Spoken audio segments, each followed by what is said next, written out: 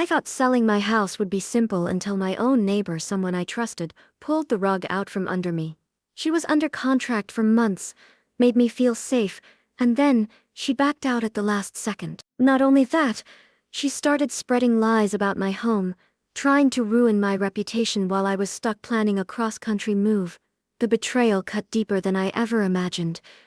And suddenly, I realized she wasn't just careless, she was calculating. But I didn't stay a victim. What I did next changed everything. Could revenge really feel this satisfying? When I look back on the months leading up to the disaster, it's strange how normal everything seemed. Life was chaotic, sure, but it was the kind of chaos I thought I could handle. I was juggling packing boxes, Zoom calls with movers, and late-night lists scribbled on post-it notes that I kept sticking to the refrigerator door like a reminder to myself that I was in control. In reality, I wasn't in control of much. I was just trying to keep my head above water. It was spring of 2022 and the housing market was insane. Prices were swinging like a pendulum, interest rates were climbing, and every day the news blasted some fresh panic about inflation, shortages, or the economy breaking apart. I had lived in my home for just over a decade, and I had loved it. The creaky hardwood floors, the way the afternoon light poured into the living room through the bay window, the faint smell of pine when it rained. It had been my sanctuary, but life was pulling me elsewhere. I had accepted a job offer across the country in Oregon, and the only way forward was to sell the house I had poured so much of myself into. I didn't go into the sale lightly. I interviewed realtors, I got inspections, I repainted walls, and I even spent weekends patching small cracks and fixing little quirks, so that no buyer could claim they were inheriting a mess. By the time the listing went up, I thought I had covered every angle, and that's when she entered the picture. Her name was Karen. I swear, I'm not making that up. The universe handed me an actual Karen, wrapped in pearls and smugness, walking into my open house with a tote bag on her arm and a practiced smile on her face. She was a neighbor from just 2 streets over, though I had never spoken to her before. She made it clear she was a lawyer. She dropped it into conversation within the first 3 minutes, like a business card disguised as casual chit-chat. "Oh, I'm an attorney, so I notice these kinds of details," she had said, pointing at a baseboard scuff I hadn't even seen. At first, I didn't think much of it. Buyers are picky, and I figured that was just her way of negotiating power. But she seemed genuinely interested. She lingered longer than others, asked questions about the backyard drainage, the roof's age, and the neighborhood association's rules. She even joked about how she could walk to her favorite coffee spot from here. When her offer came in, I was relieved. It wasn't just decent, it was solid, no games, no nonsense. Or so I thought. I remember the night I signed the contract. I poured myself a glass of wine, sat at the dining table with the papers spread out, and told myself this was it. This was the start of my new life. It felt like a milestone. Weeks of stress melted into something like relief, and for the first time in months, I let myself imagine my future instead of constantly worrying about logistics. The following weeks were filled with the grind of moving prep. Boxes piled up in corners, my garage turned into a battlefield of packing tape and Sharpies, and my evenings blurred into a cycle of checking emails, making calls, and collapsing into bed. Karen occasionally reached out with questions, but they were always framed in this oddly condescending tone. She asked about permits for a deck I had built years ago, even though everything was properly filed. She asked whether the windows had been replaced to code, as though I had just thrown them up myself. Every conversation left me feeling a little uneasy, but I kept brushing it off. After all, she was a lawyer. Maybe this was just her being thorough. Friends reassured me when I mentioned it in passing. "That's just how people like that are," one said. "Lawyers pick apart everything, but it's fine. The contract is signed, right?" And I would nod, trying to push away the creeping feeling that something wasn't quite right. Looking back now, I realize those were the first cracks. The small, sharp red flags I ignored because I was too focused on the bigger picture, getting out, starting fresh, not letting anything derail my timeline. I was so sure the worst was behind me. The stress of prepping the house, the endless paperwork, the emotional weight of leaving behind a place I had loved, that was supposed to be the hard part.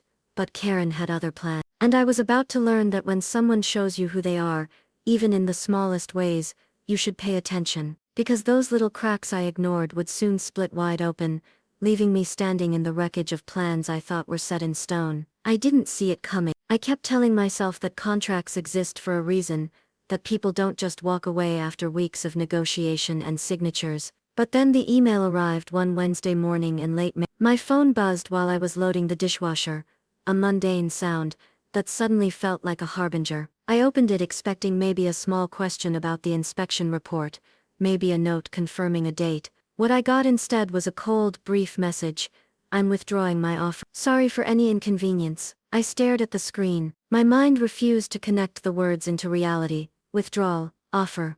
Sorry, none of it added up. I read it again. My stomach dropped. My hands trembled, and I felt this hollow sensation in my chest, like someone had knocked the air out of me. This couldn't be happening. She had signed the contract, she had walked through the house multiple times, she had nodded and smiled, made me feel like she was genuinely invested. And now nothing. The first wave of disbelief quickly mutated into anger. I tried calling her, texting her, leaving messages. Nothing. Silence. Then came the whispers, the neighbors' small talk that I couldn't help but overhear when I was walking to the mailbox. "I saw Karen outside your house yesterday. She looked smug. Yeah, she was saying your place needs too many repairs.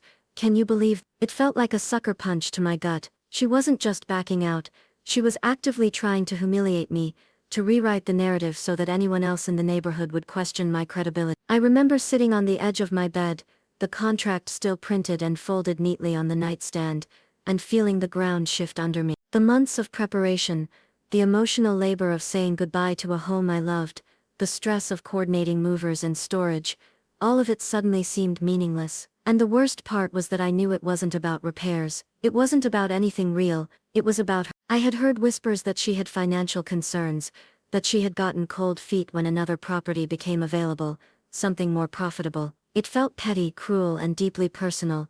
I couldn't sleep for nights. I would wake up thinking about her strolling by my house, smiling to herself, imagining her repeating her little lie to anyone who would listen. My friends tried to comfort me. They said things like, "People like that don't deserve your energy," or "You'll find another buyer." But it wasn't just the sale, it was the betrayal. I had trusted her. I had let myself hope that this process could go smoothly, that I could move on without unnecessary drama. Instead, I felt like a character in a bad legal drama, my trust weaponized against me. Everywhere I looked there were reminders, boxes packed and stacked in my garage, the fresh coat of paint on the walls, the clean, polished counters, all the work I had done to make the house perfect for her. And yet she had decided she could just erase months of planning with a single click of a button. The audacity burned like acid. I started replaying every interaction, trying to see if I had missed some sign, some clue that this was coming. Every offhanded comment, every lingering look, every meticulous question suddenly seemed like part of a calculated performance. The emotional weight began to seep into every corner of my life. I found myself snapping at friends on Zoom calls, skipping meals because I was too wrapped up in anger, staring blankly at moving estimates and logistics I could no longer trust. The cross-country move I had been so excited about now felt like a prison sentence, dragging me into weeks of chaos with no clear path forward. Every time I drove past her house or saw her car parked in the neighborhood, my chest tightened, my teeth gritted in frustration. It wasn't just disappointment anymore, it was a simmering fury that refused to let go. And yet beneath it all, there was a strange, undeniable clarity. She had revealed herself in full, showing the kind of person she truly was. No polite smile, no casual jokes, no neighborly facade could mask it. Karen wasn't just someone who backed out, she was someone who enjoyed the power of control, someone who could fabricate a story about my home to make herself feel superior. That realization stung worse than anything, because it wasn't just my home she had tried to undermine, it was me, my judgment, my trust, my dignity. That week, as I sat staring at the walls I had painted with care, boxes unopened around me, and the contract folded neatly on my nightstand, I made a decision. I wasn't going to let this go unchallenged. I wouldn't scream or yell at her directly, at least, not yet, but I also wouldn't let her think she had won. Somewhere in that anger, in that pulse of betrayal, a seed of something darker began to take root. She had played her hand, and now it was my turn. The days after Karen's email felt like I had been thrown into slow-motion chaos. Everything I had built around my move, meticulously scheduled movers, cross-country rental arrangements, temporary storage units, was suddenly unstable. I kept replaying the betrayal in my head, a loop that wouldn't stop, like a record stuck on the worst part of a song. Every time I took a deep breath, I could feel the anger simmering just beneath the surface, hot and sticky, refusing to dissipate. I realized very quickly that the fallout wasn't just logistical, it was personal. Neighbors who I had waved to for years now avoided eye contact, or worse, made these subtle comments that pricked at my pride. I would overhear, "Oh, I heard her house needed so many repairs," whispered across fences when Karen wasn't around. It was maddening. My own neighborhood, the one I had been a part of for a decade, suddenly felt like an arena, and I was the target. I wanted to storm out, scream, tell everyone the truth, but I was trapped between the need for decorum and the urge to let loose all my fury. I tried focusing on practical matters at first. I called my realtor to vent, to ask what we could do. "It happens," she said, but there was no warmth in her voice, just the clinical cadence of someone who had dealt with buyers like Karen countless times. I started researching the legal angles. Was there anything she could be liable for? I discovered that because she had signed the contract, there were clauses about earnest money and default, but since the deal hadn't closed yet, my options were frustratingly limited. I wasn't powerless, but it felt like being trapped behind a locked door with a hammer in my hand. Meanwhile, the stress began creeping into my body. I started waking up in the middle of the night with a tight chest, my hands clammy as I checked my emails for any new messages from her. I caught myself obsessively driving past my own house, looking for her car, even though logically I knew she was watching from some distance. Probably smiling at how upset I was. Every time I saw a glimpse of her behind the wheel, I felt a surge of helpless rage. It was pathetic, but I couldn't stop it. Friends tried to pull me out of it. They suggested things I should do to distract myself: dinners, short trips, small indulgences. I followed some of it, but even laughing felt hollow because the betrayal had embedded itself into my everything. I felt this constant, gnawing tension, a mix of grief, disbelief and anger that made ordinary tasks exhausting. I would stand at the counter chopping vegetables, and suddenly the knife would feel heavier, the kitchen smaller, the walls closing. The home I had loved had become a cage, and the bars were forged by Karen's selfish decision. Then there were the memories. I remembered the times I had smiled at her in passing, thinking she was just a neighbor. I remembered letting her linger in the living room during the second walkthrough, offering her coffee, thinking, "This is nice, she seems genuine." Each memory now felt poisoned, a reminder of my own naivety. The trust I had placed in her was now a weapon she had used against me. The anger bubbled inside me, an undercurrent I couldn't drown, but amidst the chaos, a different kind of clarity emerged. I began mapping the steps she had taken to hurt me, not just by backing out, but by spreading lies, by pretending I had a problem house, by inserting herself into my neighborhood life, like some omnipresent shadow. She had underestimated the ripple effect of her action, and in that underestimation, I found my first glimmer of strategy. It wasn't about violence, or outlandish schemes. It was about leverage, about reclaiming the narrative, about showing her in subtle ways that her behavior had consequence. I started documenting everything: emails, dates, the conversations we had, the rumors I overheard. Every detail was a thread I could weave into something far more uncomfortable for her than any angry confrontation. I also realized that my pain had made me sharper. I could see her pattern, the smugness, the manipulation, the casual cruelty masked in civility. The anger wasn't just destructive, it was instructive. I started imagining ways to make her feel some of the tension she had inflicted, within the bounds of legality, with precision rather than chaos. I didn't want to stoop to her level, not exactly, but I did want her to understand that her actions were not without repercussions. In that moment, standing in the wreckage of my once perfect plan, I made a silent promise to myself. Karen had tried to break me, to humiliate me, to control the story, but she had underestimated me. And now, with the chaos still fresh, and my focus honed by months of betrayal, I was beginning to see a path forward, a path not just to recover what I had lost, but to let her know, quietly and effectively, that her little manipulations were not the end of the story. It was late June when I finally stopped spinning in circles of rage and started thinking clearly. For weeks, I had been a storm of emotions: anger, betrayal, helplessness.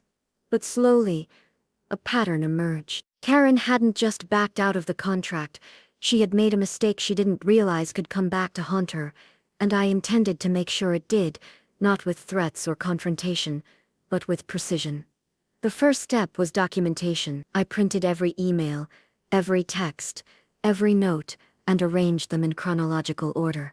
I made copies of the signed contract, notes from my realtor, inspection reports, even photos of the house that countered her absurd claims about supposed major repairs. I cataloged everything with meticulous care, almost like an exhibit for a trial I didn't yet know I'd need. But the process itself was therapeutic.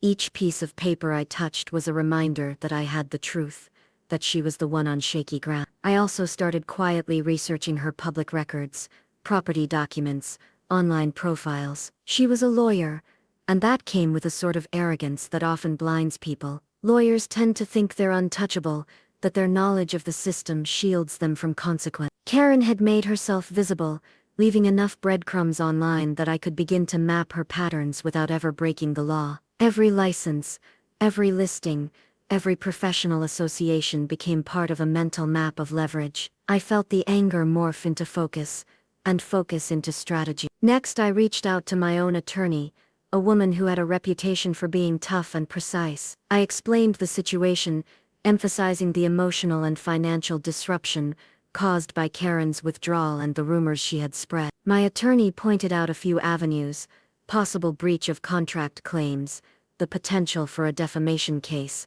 and the option of filing a formal complaint with the real estate board for acting in bad faith. Each possibility was a quiet, legal hammer I could wield, not for theatrics, but to make her life slightly more uncomfortable, to remind her that her actions had consequences. But the real shift came when I began thinking creative. I didn't want to resort to petty harassment or public shaming. No, I wanted something elegant, subtle, something that would play on the very arrogance that had guided her behavior. I began drafting letters, careful word choice, legally sound but pointed. They were formal, professional, almost neutral on the surface, but anyone paying attention would sense the implication. I imagined the flush of annoyance, the tightening of her jaw as she read something that seemed ordinary but carried weight. Simultaneously, I started planting seeds in my own network. Friends, neighbors, colleagues, all contacts who might eventually cross paths with her, heard factual, carefully phrased stories about the situation. Not gossip, not exaggeration, just the truth, framed in a way that anyone listening could see her behavior for what it was without me having to lift a finger. It was indirect, surgical, and it gave me satisfaction I hadn't expected. I was reclaiming the narrative that had been stolen from